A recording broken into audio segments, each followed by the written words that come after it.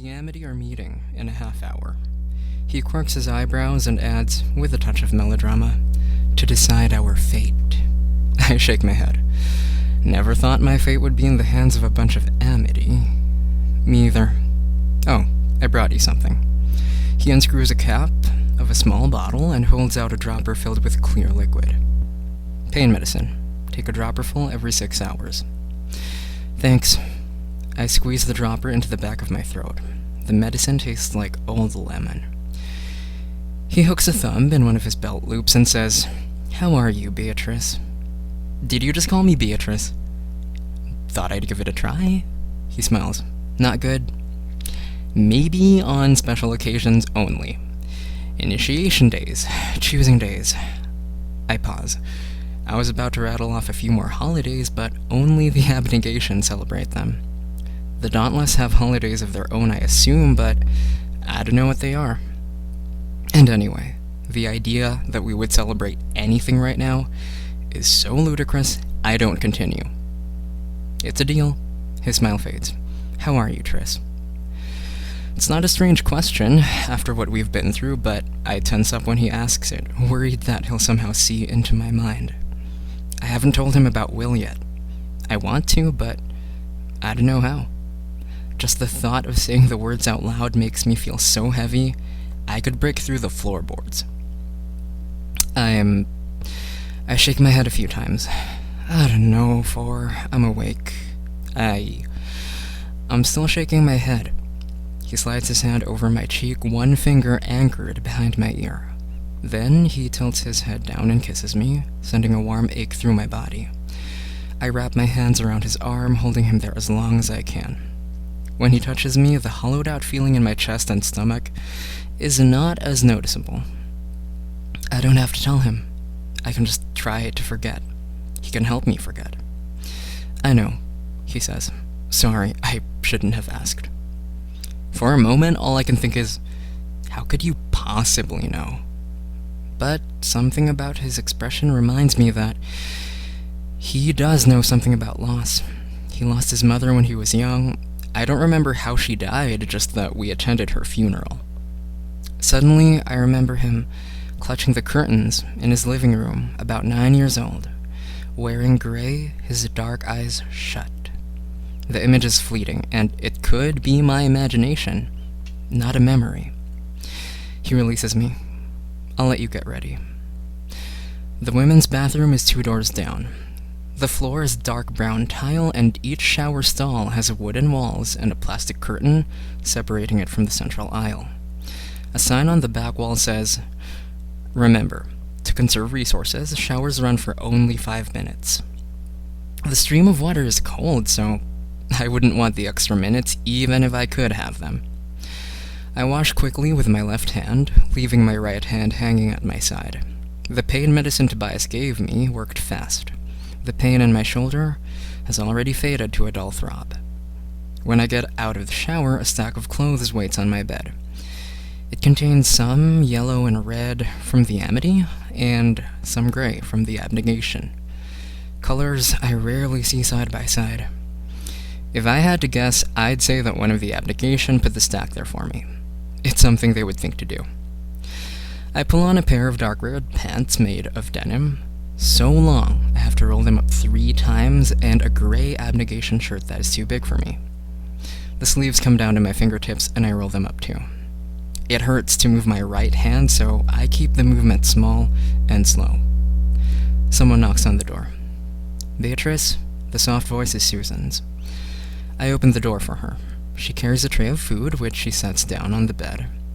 I search her face for a sign of what she has lost.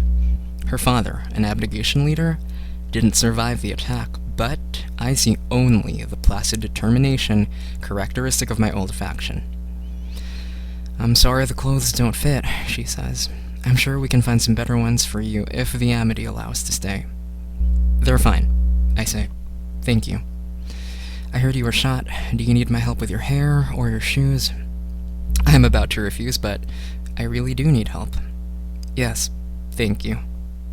I sit down on a stool in front of the mirror, and she stands behind me, her eyes dutifully trained on the task at hand, rather than her reflection. They do not lift, not even for an instant, as she runs a comb through my hair. And she doesn't ask about my shoulder, how I was shot, what happened when I left the abnegation safe house to stop the simulation. I get the sense that if I were to whittle her down to her core, she would be abnegation all the way through. Have you seen Robert yet? I say. Her brother Robert chose Amity when I chose Dauntless, so he's somewhere in this compound. I wonder if their reunion will be anything like Caleb's and mine. Briefly, last night, she says. I left him to grieve with his faction as I grieve with mine. It's nice to see him again, though. I hear a finality in her tone that tells me the subject is closed. It's a shame this happened when it did, Susan says. Our leaders were about to do something wonderful. Really? What? I don't know. Susan blushes. I just knew something was happening. I didn't mean to be curious, I just noticed things. I wouldn't blame you for being curious even if you had been. She nods and keeps combing. I wonder what the abnegation leaders, including my father, were doing. And I can't help but marvel at Susan's assumption that whatever they were doing was wonderful. I wish I could believe that of people, again, if I ever did. The Dauntless wear their hair down, right? She says. Sometimes, I say. Do you know how to braid? So, her deft fingers tuck pieces of my hair into one braid that tickles the middle of my spine. I stare hard at my reflection until she finishes. I thank her when she's done, and she leaves with a small smile, closing the door behind her. I keep staring, but I don't see myself. I can still feel her fingers brushing the back of my neck, so much like my mother's, the last morning I spent with her. My eyes wet with tears, I rock back and forth on the stool, trying to push the memory from my mind. I'm afraid that if I start to sob, I will never stop until I shrivel up, like a raisin. I see a sewing kit on the dresser. In it are 2 colors of thread, red and yellow, and a pair of scissors. I feel calm as I undo the braid in my hair and comb it again. I part my hair down the middle and make sure that it is straight and flat. I close the scissors over the hair by my chin. How can I look the same when she's gone and everything's different? I can't. I cut in as straight a line as I can, using my jaw as a guide. The tricky part is the back, which I can't see very well, so I have to do the best I can by touch instead of sight. Locks of blonde hair surround me on the floor in a semicircle. I leave the room without looking at my reflection again. When Tobias and Caleb come to get me later, they stare at me like I'm not the person they knew yesterday. You cut your hair, says Caleb, his eyebrows high. Grabbing hold of facts in the midst of shock is very erudite of him. His hair sticks up from one side where he slept on it, and his eyes are bloodshot. Yeah, I say, it's too hot for long hair. Fair enough. We walk down the hallway together, the floorboards creak beneath our feet. I miss the way my footsteps echoed in the Dauntless compound. I miss the cool underground air, but mostly, I miss the fears of the past few weeks rendered small by my fears now.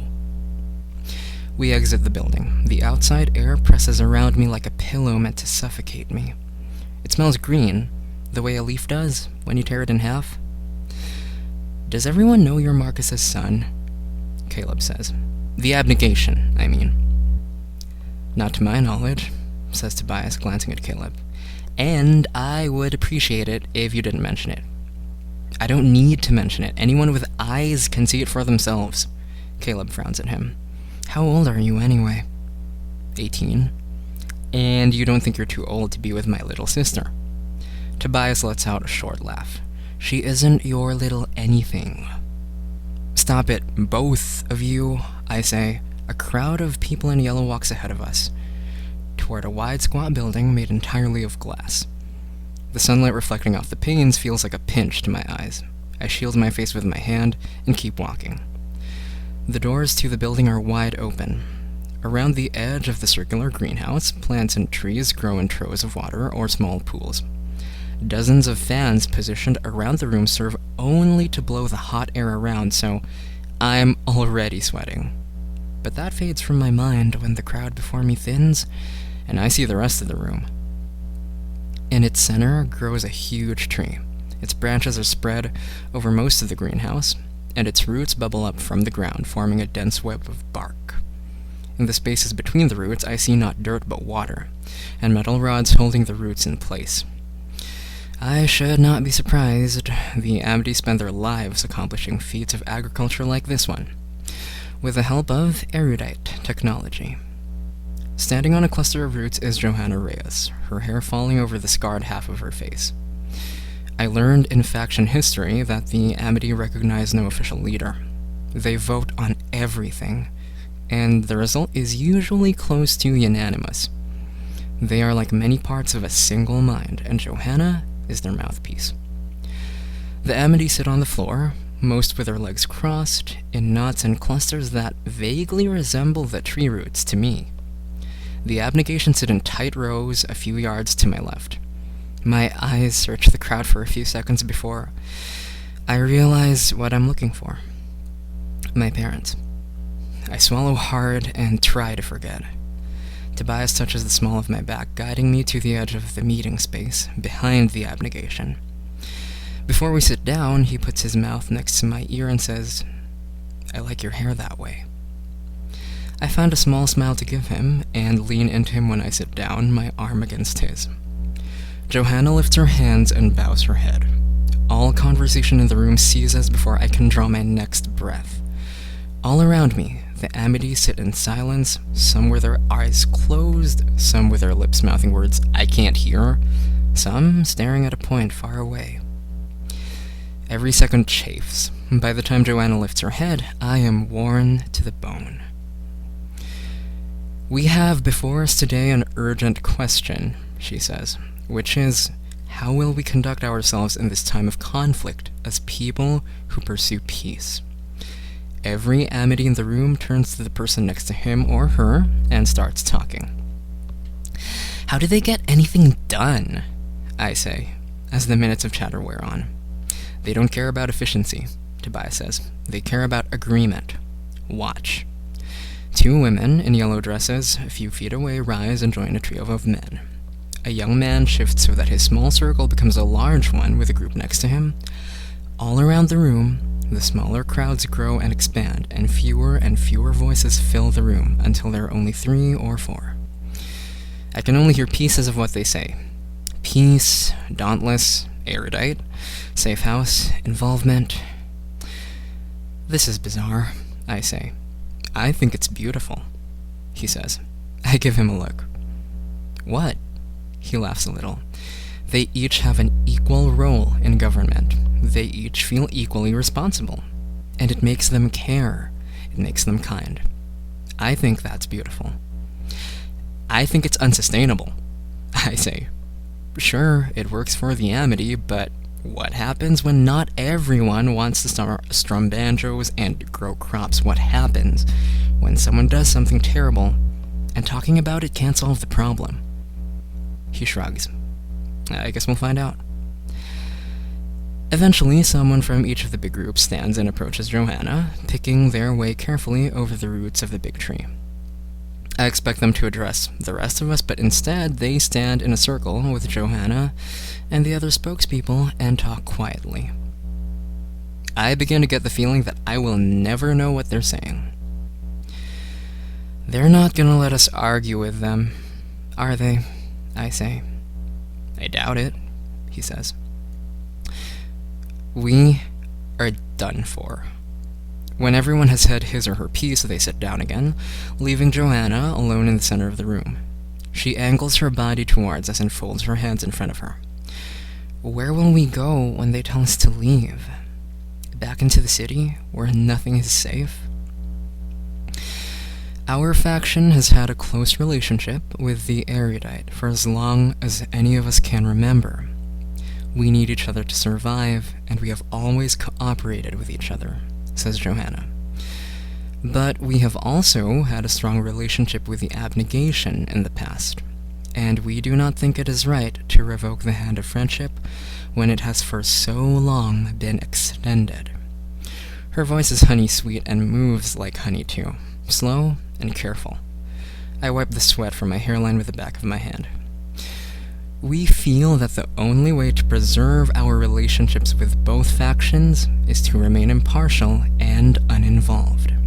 She continues, your presence here, though welcome, complicates that. Here it comes, I think. We have arrived at the conclusion that we will establish our faction headquarters as a safe house for members of all factions, she says, under a set of conditions. The first is that no weaponry of any kind is allowed on the compound.